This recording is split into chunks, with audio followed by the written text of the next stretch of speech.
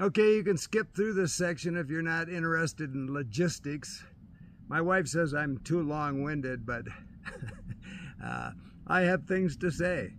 So anyway, if you're going to plan to hike the trail, or you're on the trail, or you're going to be on the trail shortly, I always watch YouTube to try and gain knowledge of logistics.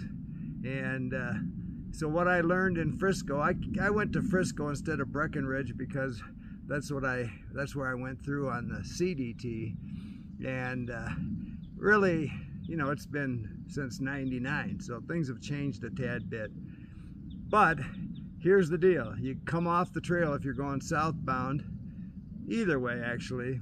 You got a Breckenridge bus, cross the road and catch the Breckenridge bus, or stay on the trail side and go to Frisco. So they got a free bus system.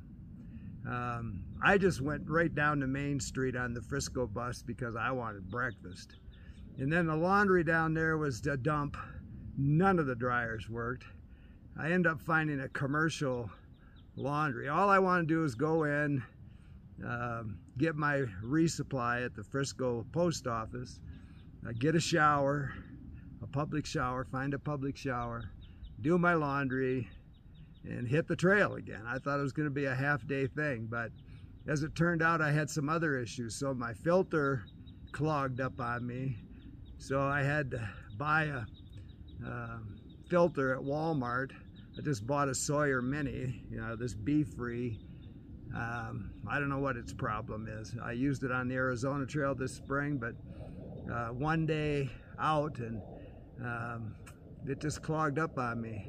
So for a guy who's been drinking wild water for 60+ years, now I'm carrying 2 filters because I don't want to throw the bee-free away. In fact, I was going to say this later in the video, but I cleaned it last night and I got it to work a little bit better. But I threw the Sawyer in the bottom of my pack in case it goes sideways. And I don't mind, I love drinking wild water, but I know I'm going to run into some cow country, so I'd rather have that filter. My wife says I'm going to die from giardia or grizzly bear, but I'd rather it be grizzly bear. Anyway, so get on that Frisco bus, and if you just go right to the transit center, you catch other buses. So at the transit center in Frisco, I caught the Silverthorne bus because a guy told me there was great showers. It cost me $5 at the rec center in Silverthorne. And also Breckenridge has a rec center, so you can get public showers there. And then I went up and took a shower, and I was sitting there using their Wi-Fi because it just started raining like cats and dogs. And so I thought I needed to get some videos up, and it's much faster if I've got fast Wi-Fi. So the kid behind the counter was an AT hiker from 2019, Koala, because he slept in a hammock all the time. That he got his trail name Koala. And so he heard me after it started raining. I thought I'd just, again, get this little roach hole someplace, cheap. I'm not cheap, I'm frugal. And I was having a hard time finding it because everybody wants to sell you a $50 room for $150, and they can't fill them. And it's not ski season, folks. So anyway, Koala hears me talking, and he comes over and he said, right across the street is the Pad. It's a new hostel, and I'm all in. So I go over there for $40. I mean, I got a beautiful bunk room. There were 2 other guys in there. You share a bathroom,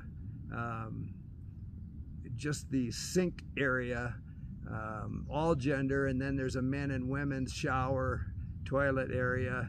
I mean, this place is brand new. It's so clean you can eat off the floor. The people are nice.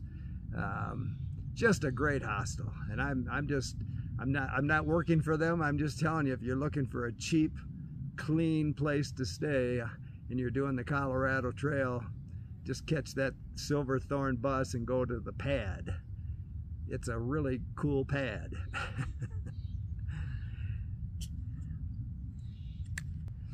Also, I'm pleasantly surprised. I was thinking, I hate road walking, I hate pavement walking, and I was thinking there's going to be 12 miles of bike trail to Copper, but it turned into trail, I mean, immediately.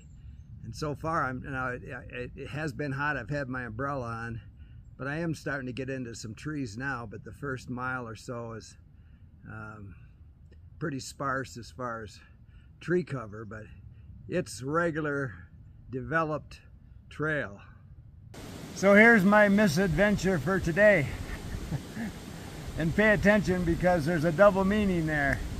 So if you watch my channel, you know I'm always preaching to, you know, when you get up, look around, make sure you haven't left any gear. It's the most budget-friendly thing you can do on the trail is not lose stuff. So I should practice what I preach, but I've told you I'm blind in my right eye, so I have quite a blind spot, even if I do look around, which I'm sure I did because it's just built into my DNA. But this morning, I left my hat. And I love these sun hoodies, rain hoodies, my warm puffy hoodies, but they don't keep the sun out of my old eyes, and they're never good to begin with. So I need that hat brim. And I was kicking myself. I still don't remember leaving it.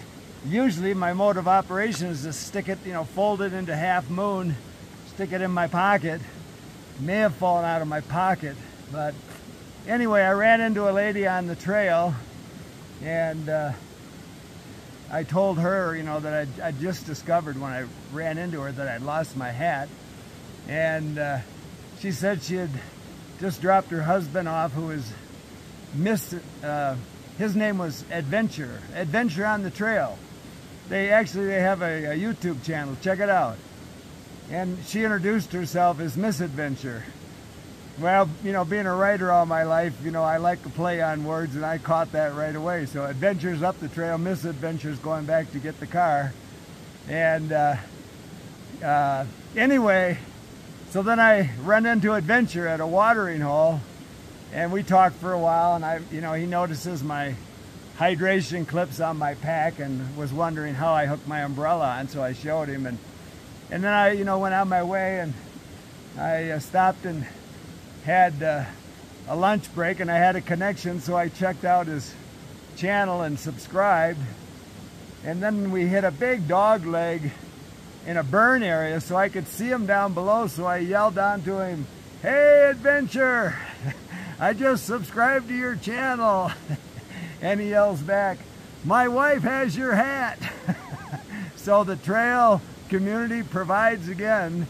He took my number. We're yelling back and forth across this valley. He took my number, and his wife's going to text me where she's going to leave my hat up here in Copper, which is my next stop.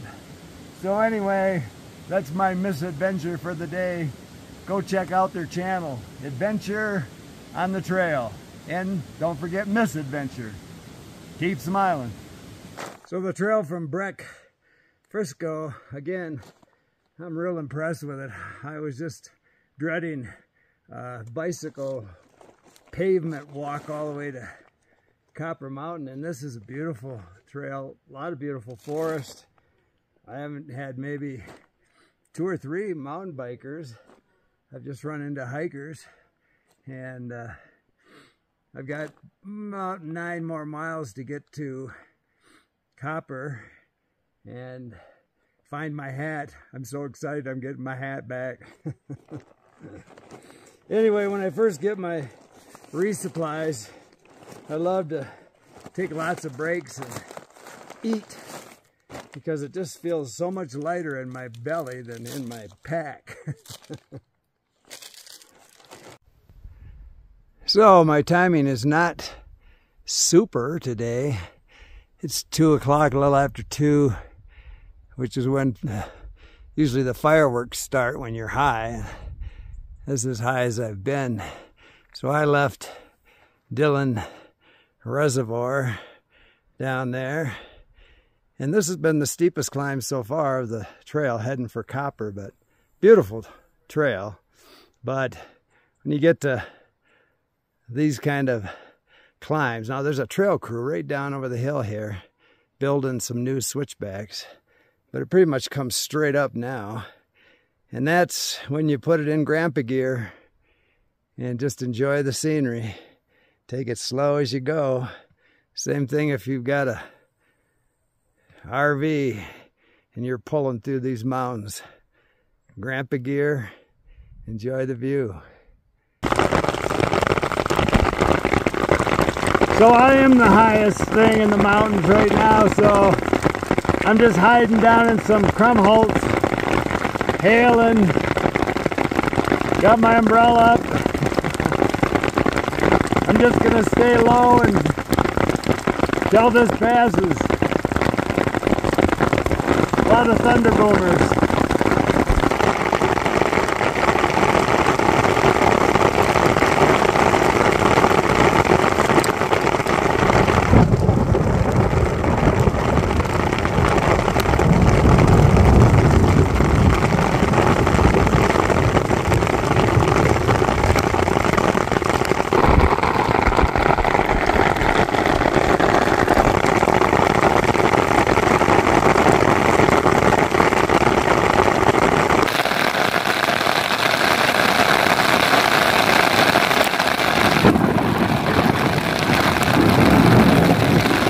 So this ain't my first rodeo. I could almost feel this one coming.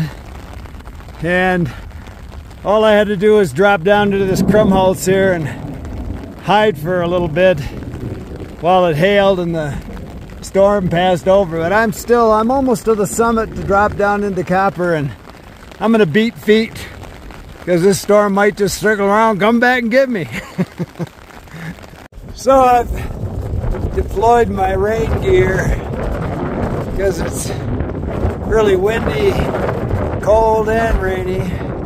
No more hail, but I can't believe how long it's taken me today to get to Copper, and I've still got 6 miles to go. But it is all downhill from here, and it looks like the storm is clearing, so it might get easier going. My plan was to be there about 3, and it's going to be 6 or 7. Oh, I just took a good one. I don't know. I don't have my tripod, but I just fell into all this shit on my knee and on my hip, but everything's still moving, so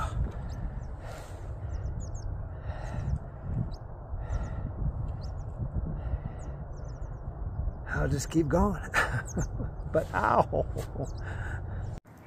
So tell me, is that pole bent or is it just my good eye going bad?